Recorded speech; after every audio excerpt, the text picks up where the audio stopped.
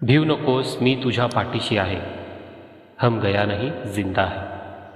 अनेक वेळेला स्वामींच्या या वाक्यांनी मला धीर दिलेला आहे आणि पदोपदी हेच जाणवून देत आहेत की ते सदैव भक्तांच्या मागे राहून कायम त्यांचे रक्षण करीत आहेत. तर मित्रांनो, आपल्या स्वामींची प्रकट दिनाची आज एक गोष्ट मी तुम्हाला सांगणार आहे.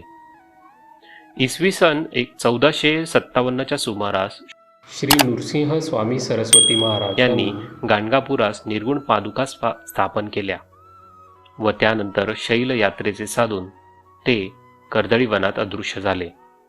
या कर्दळी वनात सुमारे 300 वर्ष महाराजांनी कठोर तपश्चर्या केली. या काळात मुंग्यांनी त्यांच्यावर वारुळं निर्माण केली. एके दिवशी उद्धव नावाचा लाकूड तोड्या त्याच कर्दळी वनात लाकडे तोडीत असताना त्याच्या हातून कुऱ्हाड निसटली व ती थेट वारुळावर जाऊन पडली. ही स्वामी महाराजांची लीलाच की त्या उद्धवाचे निमित्त साधून त्यांना पुन्हा भक्तांच्या कल्याणासाठी प्रगट व्हायचे होते. कुऱ्हाड वारुळावर पडताच त्यातून रक्ताची धार उडाली व त्या क्षणातच दिव्य प्रकाश पडून उद्धवासमोर एक अजानुबाहू तेजस्वी मूर्ती प्रगट झाली. तेच अक्कलकोटचे श्री स्वामी समर्थ महाराज. आपल्या हातून या महापुरुषाला जखम झाली या विचाराने उद्धवाला दुःख झाले व भय वाटू लागले. पण भक्तांसाठी महाराज असलेल्या महाराजांनी उद्धवाला अभय व आशीर्वाद देऊन गंगा तीरावर प्रयाण केले. गंगा तीरावर भ्रमण करता करता ते कोलकात्यास गेले व तेथे त्यांनी महाकाली मातेचे दर्शन घेतले. नंतर काशी प्रयाग असे भ्रमण करीत ते उत्तरेकडून दक्षिणेस आले.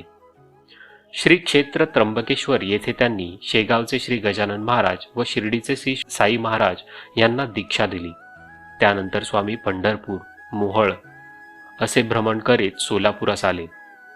त्यानंतर मंगळवेढी नामक गावास स्वामींनी काही दिवस वास्तव्य केले व तिथल्या भक्तांना विविध स्तरावर मार्गदर्शन केले.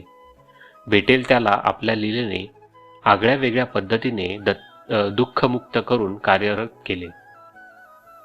इसवी सन 1856 मध्ये स्वामी महाराजांनी अक्कलकोट प्रवेश केला व तिथल्या 22 वर्षाच्या वास्तव्यात सर्व विश्वाला दैदिप्यमान असे तीर्थक्षेत्र अक्कलकोट करून जगातील अनेक मान्यवरांना मार्गदर्शन केले. आणि इसवी सन 1878 मध्ये स्वामींनी अनेकांना कार्यरत करून त्यांचा एक आविष्कार संपवला असे भासवले. परंतु प्रत्यक्षात स्वामी महाराज आज 2009 मध्ये देखील भक्तांच्या पाठीशी सतत राहून त्यांना मार्गदर्शन करून कार्यरत करीत आहेत व अनंत काळपर्यंत करीत राहतील. श्री स्वामी समर्थ महाराज हे दत्त महाराजांचा पूर्ण ब्रह्मस्वरूप तिसरा अवतार आहे. भक्तांनी त्यांना ज्या दृष्टीने पाहिले त्या स्वरूपात त्यांनी त्यांना दर्शन दिले आहे.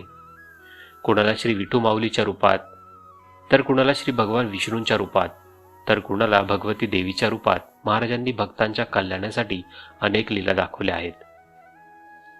अनन्य भावाने भक्ती करणाऱ्या भक्तांना सदैव पाठीशी राहून त्यांचा योगक्षेम चालवण्यासोबतच भिवू नकोस, मी तुझ्या पाठीशी आहे असे अभिवाचन देणाऱ्या श्री स्वामी समर्थ महाराजांचा आज प्रगट दिन.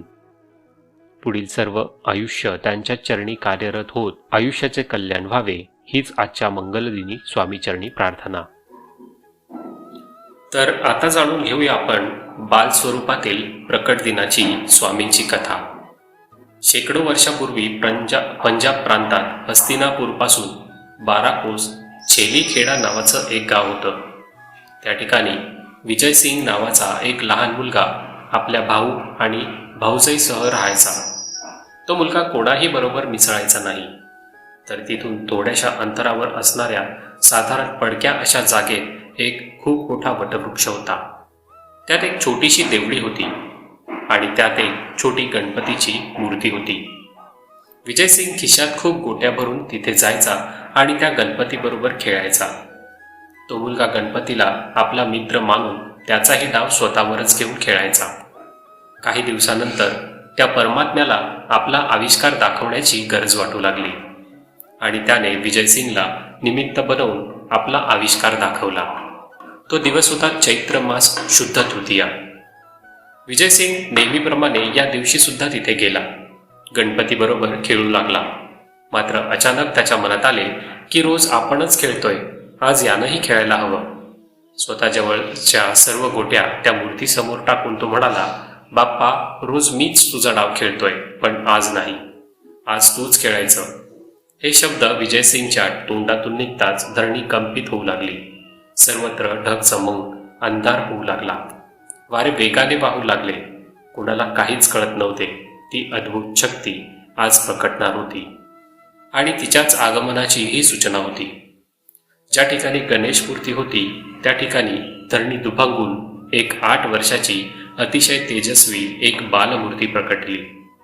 ते दुसरे तिसरे कोणी नसून प्रत्यक्ष परब्रह्म श्री स्वामी समर्थ महाराज. विजयसिंग गोट्या खेळताना तेव्हा स्वामींकडून हरला आणि बालरूप स्वामींनी त्याला गोट्या उधार दिल्या आणि परत भेटण्याचे वचन देऊन तिथून ते लुप्त झाले. बरं, ही गोष्ट कळली कशी? स्वामी समर्थ महाराज कुठून आले, कधी आले, ते कोण होते याबद्दल कोणालाच माहीत नाही. पण स्वामी सूत नावाचे त्यांचे अतिशय महान भक्त होऊन गेले. त्यांना स्वामी समर्थ आपला मुलगा मानायचे. त्यांच्याकडून या गोष्टीचा उलगडा झाला तो असा. कोकणातील हरिभाऊ हे एके दिवशी अक्कलकोटला आले होते. आपल्या ऐहिक इच्छापूर्तीसाठी ते तिथे काही दिवस राहिले. एक दिवस स्वामींनी त्यांना जवळ बोलावले व मांडीवर घेऊन सांगितले की आजपासून तू माझा सूत झाला आहेस. सर्व घरदार सोडून दे आणि दर्या किनारी माझी ध्वजा उभी कर. हे ऐकून हरिभाऊंना रडू कोसळले, कारण ते इथे ऐहिक इच्छापूर्तीसाठी आले होते. महाराज तर सर्व सोडायला सांगत आहेत. हे ऐकून त्यांना थोडं रडू कोसळलं. तेव्हा स्वामी त्याला म्हणाले की रडतोस काय, माझे पोट बघ किती मोठे आहे, त्याच्यावर हात फिरव बघू.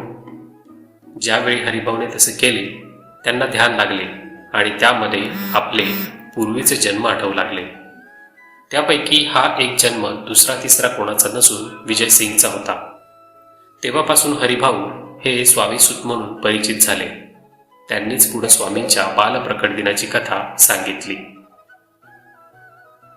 स्वामी समर्थांचा असा आशीर्वाद सर्वांना मिळते. आणि भिवू नका, स्वामी आपल्या सर्वांच्या पाठीशी आहेत. आपल्या सत्कार्यासाठी, आपल्या चांगल्या कर्मांसाठी स्वामी समर्थ आपल्याला नेहमीच मदत करत असतात आणि आपले अनुभव देत असतात. त्यामुळे विश्वास ठेवा, तुमचं कल्याण होईल. सर्वांचे कल्याण हो. अनंतकोटी ब्रह्मांड नायक महाराजाधिराज योगीराज प्रब्रह्म सच्चिदानंद भक्त प्रतिपालक अक्कलकोट निवासी श्री स्वामी समर्थ महाराज की जय. अवधूत चिंतन श्री गुरुदेव दत्त. जय श्री स्वामी समर्थ.